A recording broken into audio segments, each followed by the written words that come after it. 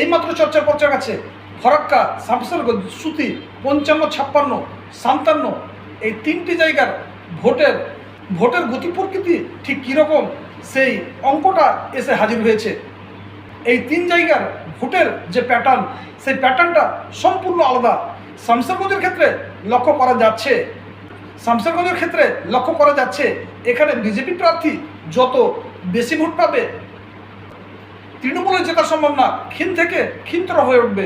কিন্তু এইখানে যদি বিজেপি ভোট কম পায় তাহলে মুসলিম জনগোষ্ঠী যে অঙ্ক দিয়ে তৃণমূলকে পিছনে ফেলবে, সেই ভোটটার সাথে বিজেপির ভোট অ্যাড হয়ে তৃণমূলের মার্জিন কমবে বা তৃণমূল জয়লাভ করবে। কিন্তু 57 নম্বর সুতির ক্ষেত্রে ঘটনাটা ঠিক উল্টো।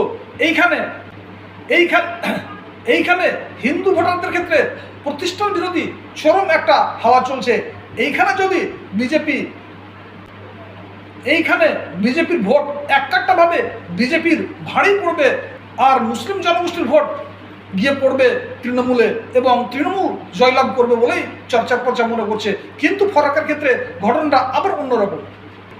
এইখানে তৃণমূল, বিজেপি এবং কংগ্রেস নিজস্ব ক্ষমতা ধরে রাখার জন্য লড়াই করছে এবং শেষ পর্যন্ত সেই পার্টি জয়লাভ করবে যে পার্টি নিজের ক্ষমতা এবং কৌশলে অন্য প্রার্থীদের পিছনে ফেলবে।